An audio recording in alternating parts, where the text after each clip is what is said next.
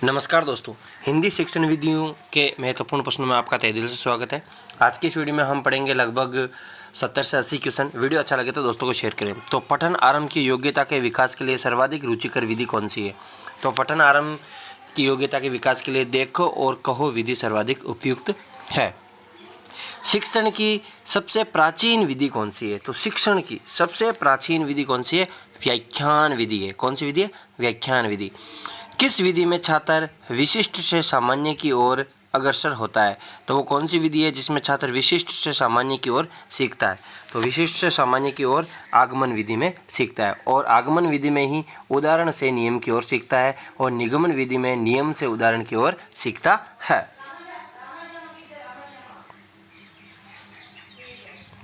अगला क्वेश्चन, रसास्वादन विधि का प्रयोग सर्वाधिक कहाँ पर उपयोगी है? तो इस विधि का उपयोग सर्वाधिक है प्राथमिक स्तर पर। कहाँ पे? प्राथमिक स्तर पर। रसास्वादन विधि किस पर आधारित है? तो ये किस पर आधारित है? तो ये आधारित है रस पर आधारित है। भाषा शिक्षण में वाचन से पूर्व लेखन की शिक्षा का प्रतिपादन किसने किया? तो भाषा शिक्षण में वाचन से पहले लेखन की शिक्षा का प्रतिपादन किसने किया था? तो भाषा शिक्षण से पूर्व लेखन की शिक्षण मोंटेसरी द्वारा। किसके द्वारा? मोंटेसरी द्वारा। छात्र में रटने की प्रवृत्ति किस विधि से शिक्षा देने से बढ़ती है? तो छात्र में रटने की प्रवृत्ति है वो कौन सी विधि से बढ़ती है? तो वो कौन सी विधि है? वो विधि है निगमन विधि, जो नियम से सूत्र की ओर चलती है। यदि वीडियो अच्छा लगे तो दोस्तों को यार ज़्यादा से ज़्यादा शेयर ज़रूर करें। बहुत ही महत्वपूर्ण प्रश्न है, और हिंदी शिक्षण विधि से संबंधित सभी महत्वपूर्ण प्रश्न इस वीडियो में आपको करवा दिए जाएंगे। तो किस शिक्षण विधि में छात्र छात्राओं को उत्तम लेखकों की रचनाएं पढ़वाई जाती है जिससे वे भाषा में शुद्ध रूप को जान सके? तो शुद्ध रूप को जान सकने के लिए भाषा सत्संग विधि का प्रयोग किया जाता है। कौन सी शिक्षण विधि हिंदी शिक्षण के लिए उपयुक्त मानी जाती है? तो हिंदी शिक्षण के लिए प्रदर्शन विधि, हर्बटीय विधि और आगमन निगमन विधि उपयुक्त मानी जाती है। यानी उपयुक्त सभी विधियां हैं वो हिंदी शिक्षण के लिए इम्पोर्टेंट है। आत्मीकरण के बाद अर्थग्रहण में सहायता की दृष्टि से वाचन उपयुक्त है। कौन सा वाचन? यानी आत्मीकरण के बाद अर्थग्रहण करने के लिए कौन सा वाचन सर्वाधिक उपयुक्त है? तो ये वाचन है मौन वाचन। मौन वाचन है वो आत्मीकरण के पश्चात अर्थग्रहण की दृष्टि से वेरी महत्वपूर्ण है। मौन वाचन का मुख्य उद्देश्य क्या है? तो मौन वाचन का मुख्य उद्देश्य क्या है? तो मौन वाचन का उद्देश्य वर्णों की सही पहचान की क्षमता उत्पन्न करना मौन वाचन का मुख्य उद्देश्य है। अगला क्वेश्चन, प्राथमिक स्तर पर संवाद शिक्षण की उपयुक्त प्रणाली कौन सी है? तो प्राथमिक स्तर पर संवाद शिक्षण की उपयुक्त प्रणाली है कक्षा अभिनय प्रणाली। यानी कक्षा में अभिनय के द्वारा है छात्रों के समक्ष कुछ प्रदर्शित करना। भाषा तत्वों का ज्ञान प्राप्त करना प्रमुख किसका उद्देश्य है? तो भाषा तत्वों का ज्ञान प्राप्त करना प्रमुख उद्देश्य कौन सी शिक्षण विधि का है? गद्य शिक्षण का है। प्राथमिक स्तर पर कविता शिक्षण की उपयुक्त प्रणाली कौन सी है? तो कविता शिक्षण की उपयुक्त प्रणाली कौन सी है? वो है गीत और अभिनय प्रणाली। यानी कुछ भी जैसे बाल गीत के जरिए छात्रों को पढ़वाना। वर्णनात्मक कविता शिक्षण के लिए कौन सी विधि उपयुक्त है? तो वर्णनात्मक कविता शिक्षण के लिए शब्दार्थ कथन विधि प्रणाली उपयुक्त है। भाषा शिक्षण की नवीन पद्धतियों में विशेष बल दिया जाता है। तो किस पर विशेष बल दिया जाता है? तो ये बल दिया जाता है बालक व शिक्षक की क्रियाशीलता पर। बालक व शिक्षक की क्रियाशीलता पर प्रयोग किया जाता है। कॉल्डवेल कुक ने किस विधि का संस्थापन यानी कॉल्डवेल कुक द्वारा किस विधि का प्रवर्तन किया गया? तो यह विधि है कौन सी है? खेल विधि। कौन सी? खेल विधि। व्याकरण की सूत्र विधि हिंदी में किस भाषा से आई है? बहुत ही महत्वपूर्ण क्वेश्चन है। व्याकरण, हिंदी व्याकरण में सूत्र विधि कहाँ से आई है? तो हिंदी व्याकरण में सूत्र विधि कहाँ से आई है? तो ये आई है अंग्रेजी शिक्षण से। सुकरात का शिक्षण अवयव है। तो सुकरात के द्वारा कौन सा शिक्षण अवयव दिया गया? तो ये दिया गया प्रश्नोत्तर। कौन सा? प्रश्नोत्तर। कौन सा शिक्षण दिया गया सुकरात द्वारा? प्रश्नो उत्तर। योजना विधि का जन्मदाता, तो योजना विधि है किसके द्वारा दी गई? योजना विधि जॉन डीवी द्वारा दी गई। मॉरिसन द्वारा इकाई विधि दी गई। हर्बर्ट की पंचपदीय योजना प्रसिद्ध है। किस विधि में शिक्षा देने वाले शिक्षक को एक अच्छा वक्ता होना चाहिए? तो आपको भी पता है वो कौन सी विधि है? व्याख्यान विधि में है। जो भी व्याख्यान विधि, जैसे उसमें पूरा काम शिक्षक का होता है और सभी जो भी कुछ भी व्याख्या करनी होती है वो शिक्षक ही करता है, इसलिए व्याख्या विधि के लिए शिक्षक का अच्छा वक्ता होना जरूरी है। नीरस विषय को भी रोचक बनाकर प्रस्तुत किया जा सकता है कौन सी विधि से? जिसमें बच्चों को कोई भी मज़ा नहीं आता हो तो वो कौन सी विधि है? तो कहानी के ज़रिए यदि कोई भी चीज़ हम बच्चों के सामने प्रस्तुत करते हैं जो भी बच्चों में कोई भी इंटरेस्टेड चीज़ नहीं है तो वो बच्चों में रोचक हो जाएगी।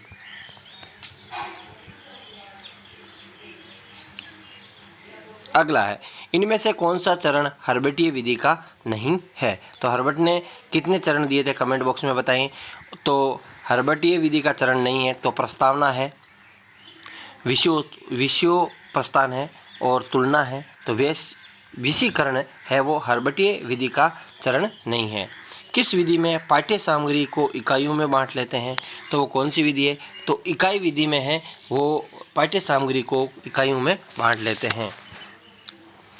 अनुकरण विधि से बालक कुछ सीखता है, इस सिद्धांत का उपयोग भाषा शिक्षण की किस विधि में किया जाता है? तो अनुकरण विधि में अनुकरणात्मक विधि। दल शिक्षण विधि अधिक उपयुक्त मानी जाती है। तो कौन सी विधि है जिसमें सभी बच्चों को साथ में पढ़ाने के लिए उपयुक्त मानी जाती है? तो दल शिक्षण है वो उच्च कक्षाओं के लिए है वो मानी जाती है। यानी उच्च कक्षा यानी जो 8वीं से ऊपर है, लगभग 8वीं से ऊपर के छात्र हैं, यानी 6वीं 7वीं 8वीं व 9वीं 10वीं के छात्रों के लिए है वो दल शिक्षण उपयुक्त माना जाता है। प्रत्यक्ष विधि हिंदी शिक्षण के लिए उच्च स्तर पर उपयोगी है जब छात्र को जानकारी हो।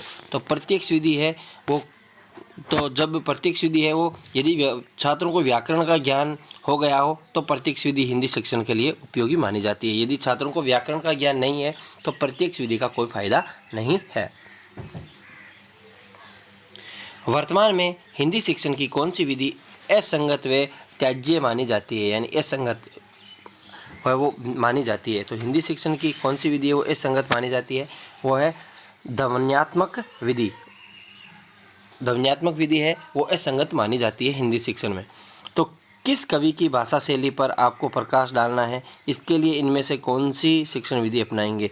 तो किसी कवि की भाषा शैली हमें बच्चों को बतानी है तो वो कौन सी विधि अपनाएंगे हम? तो वो विधि अपनाएंगे अच्छा वक्ता वाली, यानी शिक्षक का अच्छा वक्ता होना चाहिए, व्याख्यान विधि का प्रयोग करेंगे। अगला है, इकाई विधि का दोष है। तो इकाई विधि का दोष क्या है? तो इकाई विधि के क्या दोष है? पाठ्यक्रम को नियत अवधि में पूरा नहीं करा सकते। जैसे इकाई विधि में पाठ को विभिन्न इकाइयों में बांट लेते हैं और जो है शिक्षक है वो सही समय पर है वो उसे पूरा नहीं करवा पाते हैं।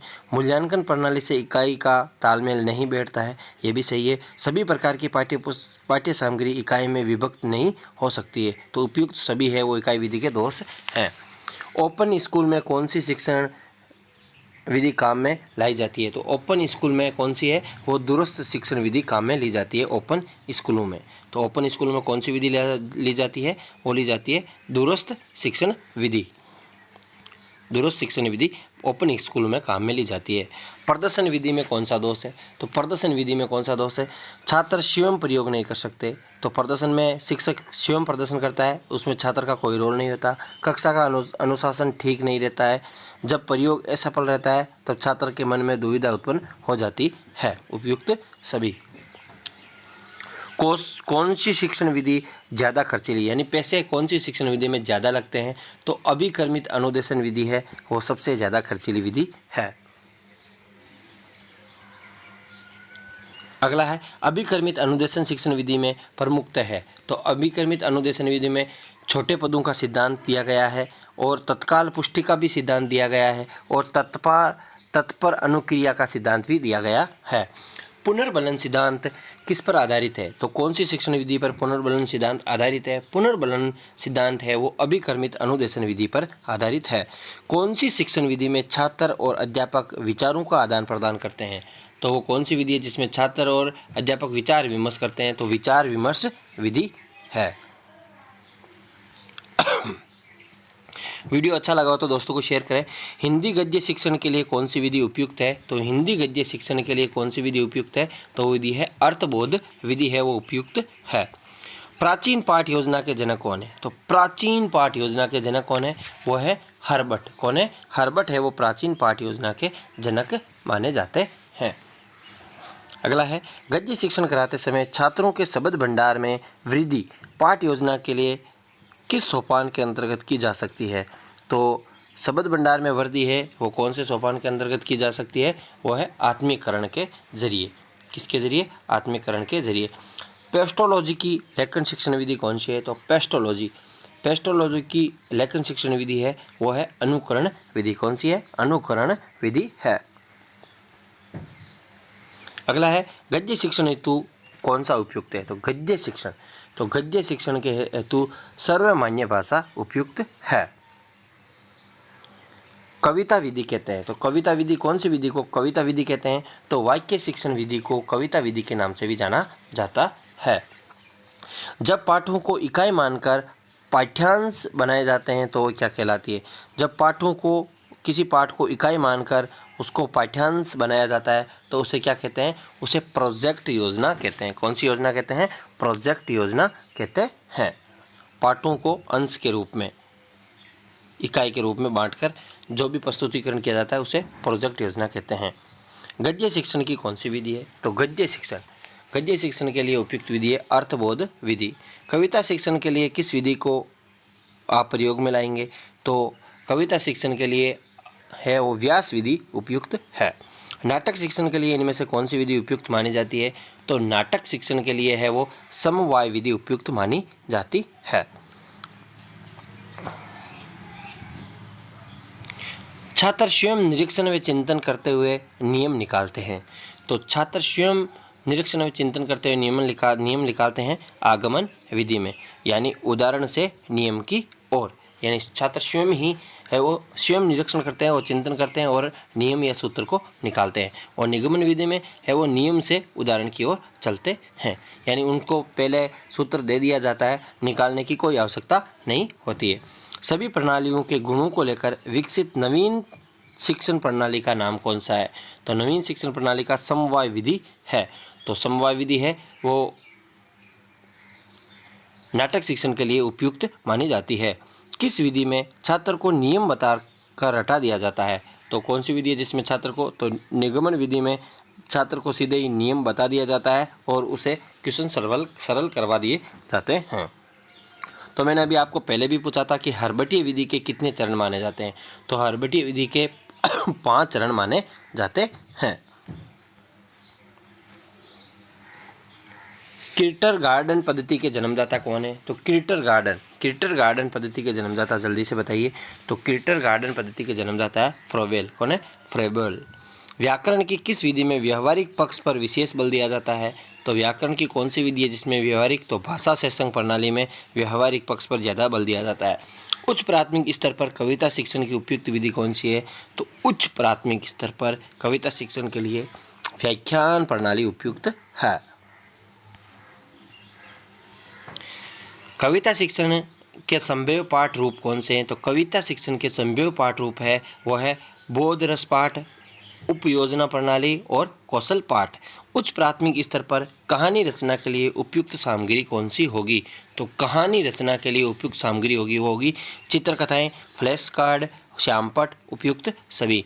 नाटक शिक्षण की प्रमुख विधि कौन सी है? तो नाटक शिक्षण की विधि है कक्षा अभिनय, यानी अध्यापक द्वारा कक्षा में अभिनय करके छात्रों के समक्ष कुछ प्रस्तुत करना। इकाई शिक्षण का उद्देश्य है। तो इकाई शिक्षण का उद्देश्य क्या है? इकाई शिक्षण का उद्देश्य है, देखते हैं इकाई शिक्षण के उद्देश्य क्या है। तो इकाई शिक्षण के उद्देश्य क्या है?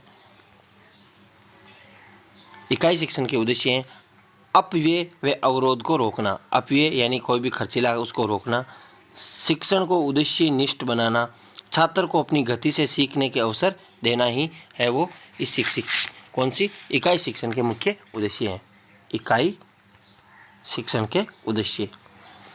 प्रोजेक्ट प्रणाली में भाषा शिक्षण सबसे पहले किसके द्वारा होता है?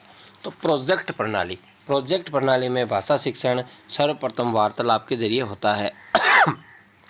मोंटेसरी प्रणाली में लिखना सीखने के लिए निम्नलिखित में से कौन सी प्रणाली प्रयोग की जाती है? तो लिखना सीखने के लिए है वो अक्षरों का स्वरूप समझना, लेखनी पकड़ का अभ्यास, अक्षरों का ध्वन्यात्मक विश्लेषण उपयुक्त सभी मानी जाती है।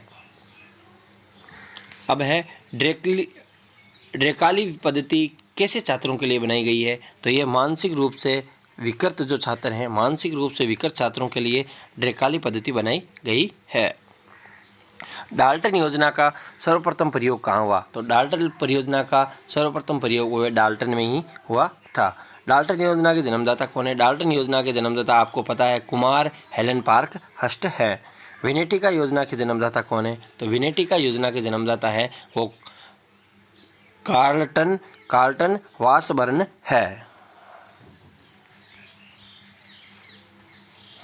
कार्लटन वासबर्न ने अमेरिका के किस स्थान पर वेनेटिका पद्धति के जन्मदाता कौन है? कार्लटन वासबर्न है।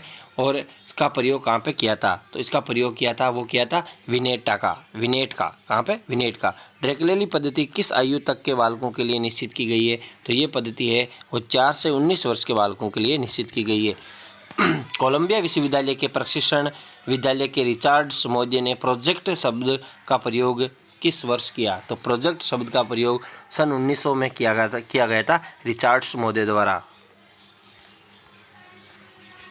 अगला है किस विधि द्वारा भाषा शिक्षक के उद्देश्य अर्थग्रहण, सृजनशील व अभिव्यक्ति सभी मांगें एक साथ पूरी की जा सकती है? तो ये कौन सी पद्धति है? यह है किंडरगार्टन पद्धति।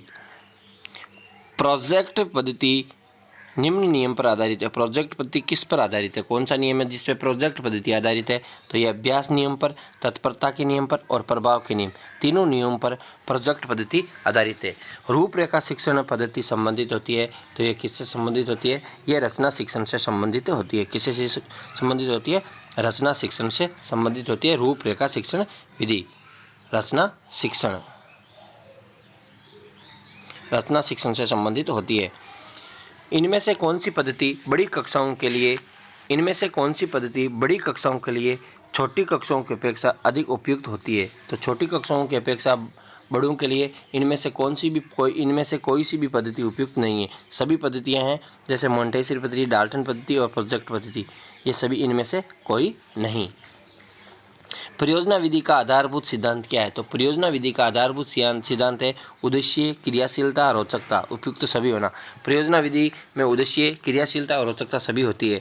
व्याकरण शिक्षण में जिस शिक्षण विधि का प्रयोग किया जाता है, तो व्याकरण में किसका प्रयोग किया जाता है? आगमन निगमन विधि का प्रयोग किया जाता है व्याकरण शिक्षण में।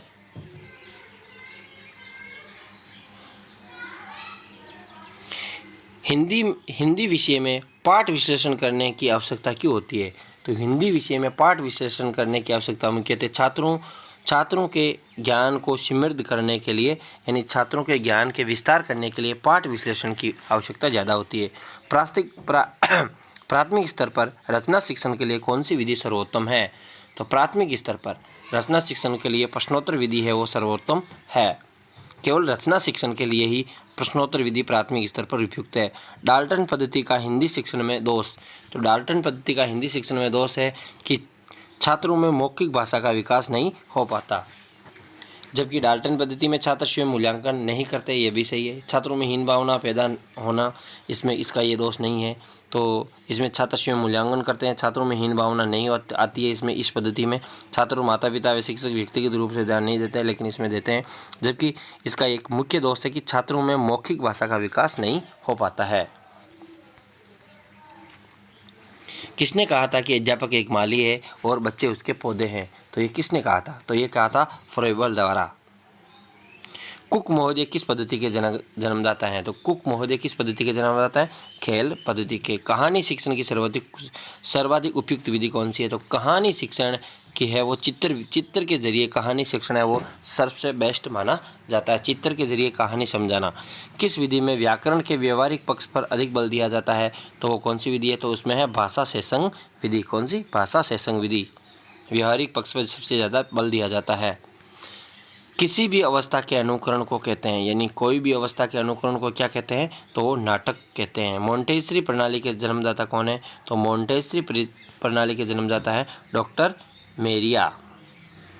विभिन्न विधियों द्वारा शब्दों की व्याख्या की जाती है, तो कौन सी विधि है जिसके द्वारा शब्दों की व्याख्या की जाती है, तो देखते हैं, तो वो विधि है, ऑप्शन के जरिए देखते हैं, तो वो कौन सी विधि है, वो विधि है गद्य शिक्षण। कौन सी है? गद्य शिक्षण। इकाई योजना को किससे विभक्त कर बनाते हैं, तो इकाई योजना को दैनिक पाठ योजना से विभक्त करके इकाई योजना बनाते हैं। प्राथमिक स्तर पर व्याकरण शिक्षण के लिए कौन सी विधि सर्वोत्तम है, तो प्राथमिक स्तर के लिए आगमन निगमन विधि उपयुक्त है। कविता शिक्षण का कौन सा प्रकार है, तो कविता शिक्षण का प्रकार है बोध पाठ। कौन सा? बोध पाठ।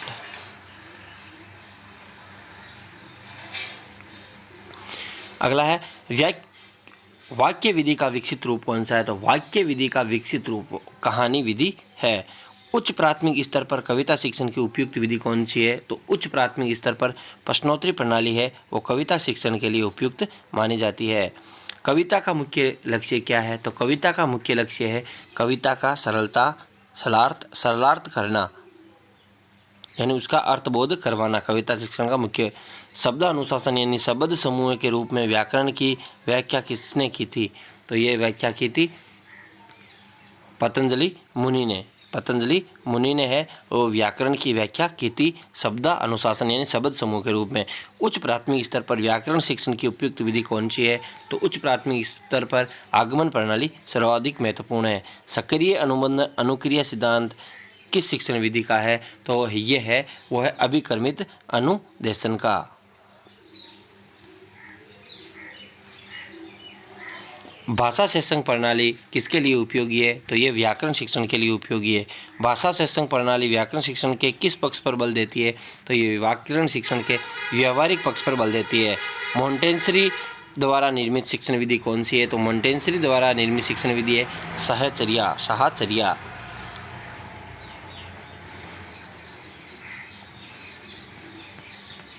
अगला है प्रदर्शन विधि किस स्तर पर उपयोगी है, तो प्रदर्शन विधि किस स्तर पर? प्राथमिक स्तर पर उपयोगी है भाषा में। तो ये वीडियो अच्छा लगा तो अपने दोस्तों के साथ इस वीडियो को शेयर करें और लाइक एंड कमेंट जरूर करें। और सभी विधियों के अलग अलग प्रश्न भी आपको जो विभिन्न परीक्षाओं में पूछे जा चुके हैं वो भी करवाए जाएंगे। Thanks for watching us.